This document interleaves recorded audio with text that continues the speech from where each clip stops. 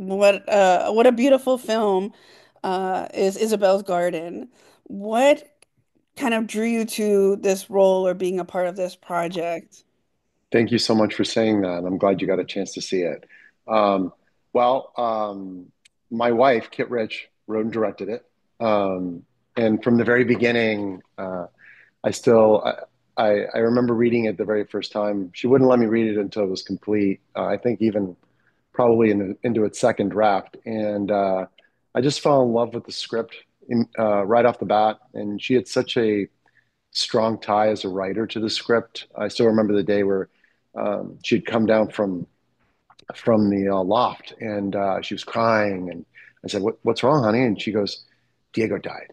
And I said, "Wait, who's Diego?" And then I realized that she was talking about the script and the characters in the script. And when somebody is so connected to something like that, and just the passion, it's just something you want to be a part of. And it was reading it, I fell in love with it. The opportunity to be directed by my wife was incredible. From the very beginning, though, we were both open to having a different actor play Diego. Um, and I luckily had the opportunity and the chance to play it, to play the character, and I loved every moment of it. I was gonna say when you read the script, what really impressed you about the writing, but obviously, how evocative it is, and of course how close to, your wife, like you're talking about being these characters being a part of her. Hmm. It's not just a part of her here; it's a part of her here just as much. Yeah, yeah, and the theme of blended family and hope really drew me to the project, the role. And I am part of a blended family. Kid and I have a 12-year-old daughter whose mom we have a very close relationship with, and everybody gets along really well. And some of the intricacies of being in a blended family come out in the script and come out in the film. And it's obviously not a word for word real story, but I'm sure a kid would say, a lot of her writing is inspired by her own personal experiences, and she always says fears.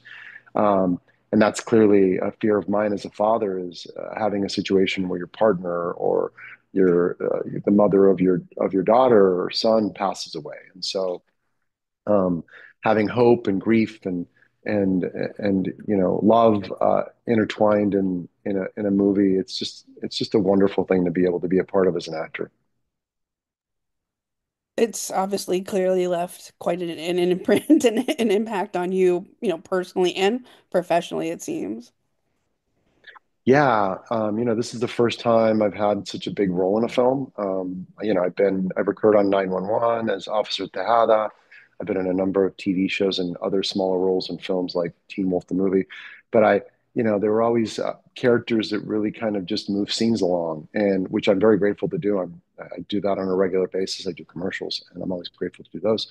Um, but having had this bigger role in the film has been really great for me, and something I'm very proud of. I also executive produced the film along with Kit, and so that was the first time executive producing a film. And usually, you do that with a short film first to get warmed up, and we just decided to go straight into a feature. Don't ask me why, but it's been an incredible learning experience. It's been something that we're both super grateful and blessed for, and yeah, I'm excited to continue doing what I'm doing. What are, I guess, then some of the challenges or things that you've kind of learned through throwing yourself into this type of experience, both obviously being part of the production and being a main character of the film as well? Yeah, so many challenges. I mean, we could have an interview for hours on that, but those are the things that you learn from. I worked with my acting coach, Lisa Emilio, and she's wonderful. And one of the things she told me early on as I was preparing for this role, um, she had worked with 10 other actors that also executive produced her film, and every one of them had told her that they wished they had spent more time preparing for the role and less time producing. So that's one of the things that I feel grateful that I did. I really relied on my incredible team, Nick Bergman, who is the line producer among other roles. uh, Giovanna, who was one of our producers. So very early on, as we got closer to production, I really relied on the team to do a lot of the producing and a lot of the work so that I could focus on developing the character and working with Karen David, who plays Maya. She and I did a lot of rehearsing, which was really great. Although we didn't get to do a lot of takes. Kit will tell you that we got two, maybe three takes for every scene, over 172 scenes. So not too many takes because it's a small budget production. We got to do some rehearsing, which was really nice. And I would say that's the one takeaway is giving actors an opportunity to rehearse. We actually did 2 days of rehearsing in a theater before the film began, so that really gave us the opportunity to develop the scenes and the characters and get to really know each other before we were actually pressed for time and on set. We've talked about exploring these this role in this film, and the themes that we get to see, like hope and grief and love and I guess resilience also as well. What can you tell me about how these kind of fit within the premise of the film? Because we haven't talked about that aspect at this time. Just what can you tell us about how all these revolve around the premise that we see within the film? Yeah, hope and resilience and grief and those are such important topics and things that are touched upon in this film. And everybody grieves in a different way. And as you know from Maya's journey on this in this in this film, um, she has her own way of mourning the loss of her husband. And um, you know, the concept, I think that's something that everyone can relate to. I've had a number of men and women come to me and talk about how, you know, they saw a lot of themselves in their own previous and past experience in Maya and some of the other characters, Christina, um, who's the mom, and she's battling a situation where she has a stepdaughter that and has lost her co-parenting partner, right? And although they're not married anymore, uh, it's a tremendous amount of grief to have to go through. But I think those subjects come in and out of the film, and I think they provide life to the characters, and they they allow you to fully understand the arc of the story and the experiences that each one of them is going through. Um, I think Diego being an incredible dad and wanting the very best of his child and of his co-parent and as well as wife. I think you could tell that he really did his best to leave a legacy. And although he did do that, that legacy creates also complications because that makes people responsible for you know putting work into things, right? It's hard for a stepmom and a mom to get left with a situation where the partner that they had is no longer there. So I think that's the resilience that you'll see in the film coming in and out of it. And you saw the ending. It's one of my favorite scenes between Christina and her daughter Isabel, and it's just it's weird to say, but I normally don't like seeing myself on camera, but this is a film that I feel like I could watch over and over again. I mean, I was gonna say it's a wonderful film to be able to see these different lenses through different women, and like you talk about the different types of grief, different ways of grieving.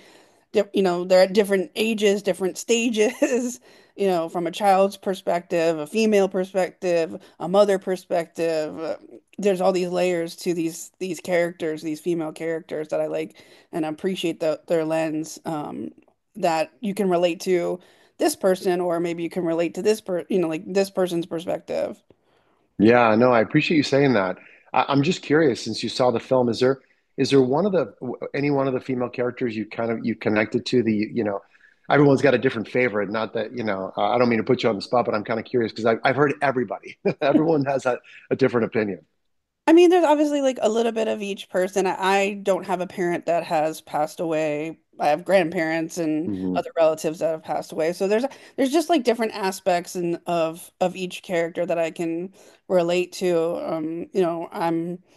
I know Maya's character is like a reporter and I'm a journalist and Yeah. struggles through like your work and but struggles also through like you saying ha your partner is gone, the person that you rely on, the person that you live life with every day.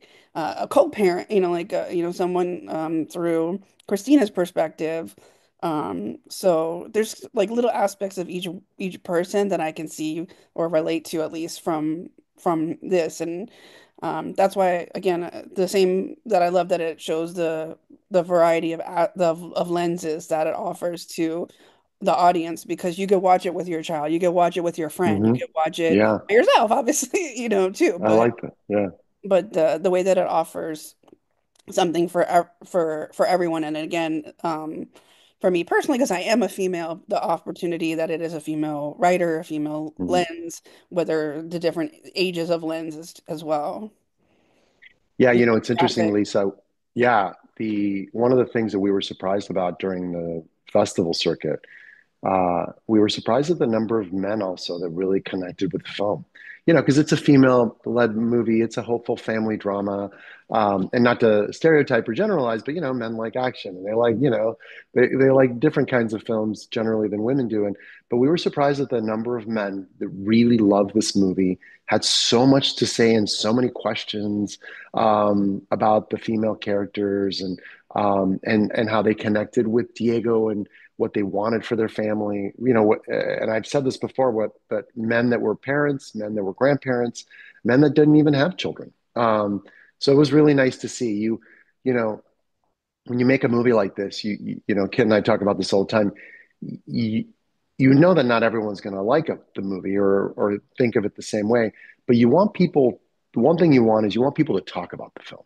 And you want it to stay. You want the film to stay with people, and we feel like this is the film that sticks with people. This is the kind of film, and I have films like that I, my top favorite, top five, top 10 that stuck with me days, hours, weeks, years after seeing them. And I'm just grateful that this is that kind of film. I feel really proud about it. You do have such a wonderful, strong female cast, and Valerie, and we talk about Karen, and then there's Flora, Gabriella, pardon Yeah. me. Um, and I wanted to sort of ask you, such strong female leads from the film. What did you, I guess, enjoy the most working amongst these three Yeah. women? And then, like we talk about again, the different ages, different demographics, different experiences, getting to Yeah. work within each relationship we see. Yeah. Um, I enjoyed working with all three. Incredible. I mean, with Valerie, it was all the scenes were high energy, right? Some were arguments, some were not, and her and I really worked well with each other. Gabriela, it felt like my time with my child, with my daughter. I have a 12-year-old, and obviously Gabriela's older, and she plays a 15-year-old in the film, but I got to really play with her. And then my scenes with Karen. I've mentioned this before. She was an incredible number one. We could not have picked a better actress to lead this movie. Um, she Working with her as an actor, I'm not even going to mention as a producer, which I loved. Working with her as an actor was like every scene was like a master class in theater and in acting.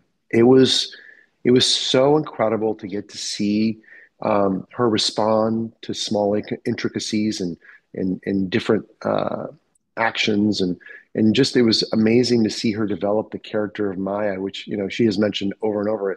She has her highs and she has her lows, and I just it's definitely going to be one of the biggest um, memories that I have on this film. But I would say my scenes with Karen David were just something I'll always be grateful for.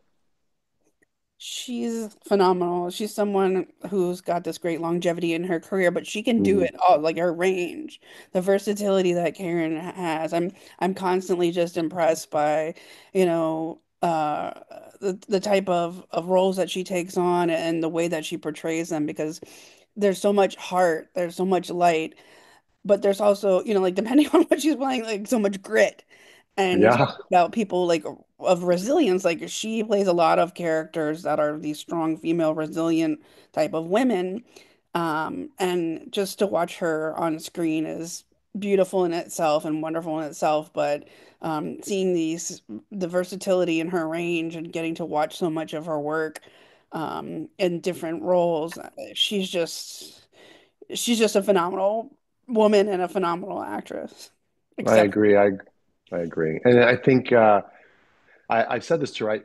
And I've seen a lot of her work. I haven't seen all of her work, and I think her fans will find a very unique side of Karen in this role, and I think she did Maya a lot of justice, and she really gifted us, the world, with her interpretation of Maya, and it's wonderful. it's already out. The film's already been out, Yeah. already for people to watch, um, and I wanted to ask you a little bit about what I know you're talking about it being at film festival, but what are some of the reactions that you've gotten maybe from like your friends or other, family that all, maybe weren't aware that this specifically was so was, is a film that was so actually close to home, so, like very close to home for you all. Yeah, yeah. With the exception of Diego dying in the first 20 minutes. I'm still alive, thank God. Yeah. That's I think that's the first reaction is like, wait a second, your wife killed you off. I go, that's not quite how it works. I wasn't originally planning on playing Diego, but I think the reaction is it's been everything. It's been amazement at what we were able to do with such a small budget, that it doesn't feel like a small indie film, like it feels like a bigger picture. We had 172 scenes, 8 locations, 15 days. You know, uh, that's a very difficult thing to do on the budget that we did. I'd say close to impossible, but we did it. We're very proud of it. But I think the reactions have been just everybody's super impressed because I think when you tell somebody, oh, small budget indie film, there's an expectation of what it looks like, and I think people watch the movie and they're the stories, as you know, the story obviously is powerful, but I think they just love the performance of the actors. I mean, we've had some very big name producers in Hollywood tell Kit personally that they felt like what she was able to do with that budget, it was incredible. And so, yeah, I think the feedback I've heard has been super positive. And again, the movie, it's not going to please everybody, but all I want is for people to talk about It's got this just really like poignant touch and tug to it. it. So, Mm. you get the balance of the tear-filled and the drama and the struggle, but then you get this great like poignant message like we talk about of like hope and resilience and that's what I really think is a great sticking point for the film is that it does offer you both of those aspects as well, the touch and the tug. And a lot of today we're looking for like escapism type of like films or escapism type of series to watch. And when you watch Isabel's Garden, I think that it gives you that great stick that you want when you watch something that is so meaningful.